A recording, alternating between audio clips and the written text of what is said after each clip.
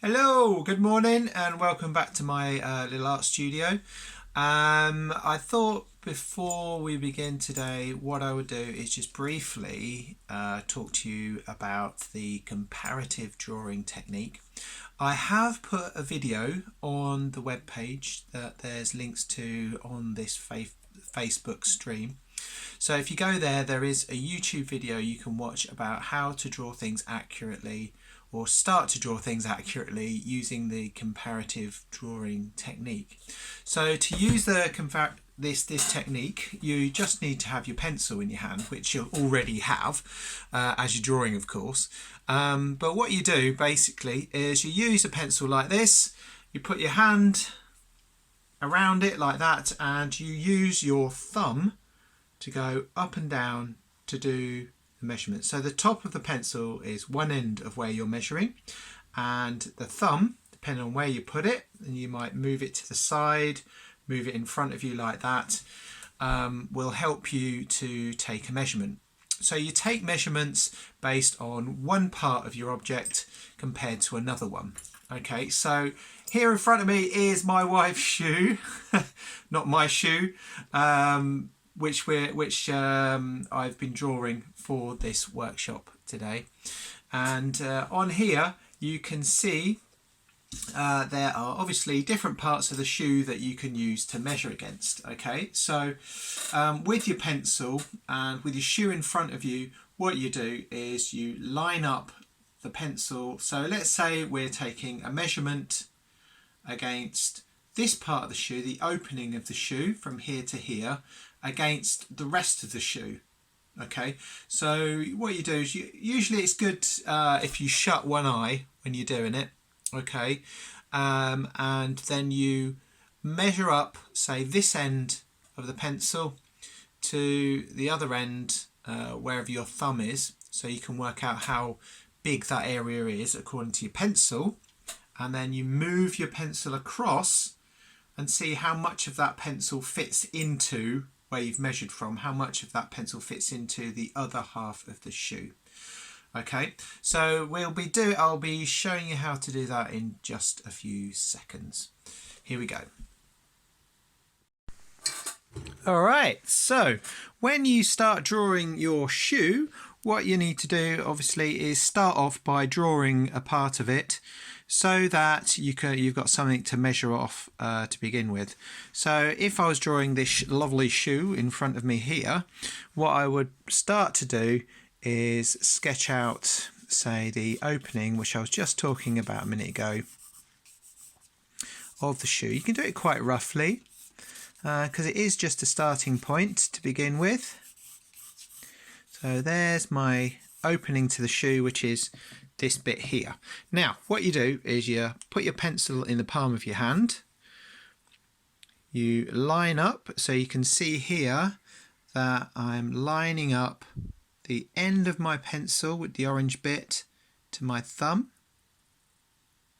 like this. And now what I can do is I can take that measurement and use it to work out how much of that gap or that distance stretches across the rest of the shoe from the same point that the orange bit was on just a minute ago. So there's the orange bit. Now the orange bit is just a bit further over, and you can see there's still a little bit of toe on the end of there. So I know now that the end of the pencil stretches all the way across, and then there's what, perhaps a quarter of it left over on the drawing. So I go back to my drawing, and I know that this distance, which I've already drawn out, is doubled across here to where the orange bit of the pencil is. So I'll just keep my eye on that, plus about that much more on the end. So I know that my shoe needs to be, so I'll try and keep my myself on there. My shoe needs to go about that far across here, like that. So now I've got the proportions of my shoe kind of roughly sketched out. So I know that this distance here doubled plus a bit more. Perhaps that's a little bit much on the end there. See, just make corrections as you go along. Gives me an idea of the proportions of my shoe.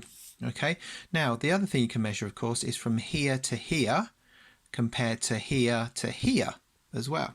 So the inside of the shoe from the angle that I'm looking at down to the bottom of the shoe as well. So we'll have a quick look over here again. There, so I'm going to take it from about middle, move my pencil down, and look, it's kind of almost just doubled just down there. So if I go back to my drawing, about in the middle, so I've got it fairly accurate in shape and size. So I keep moving off there.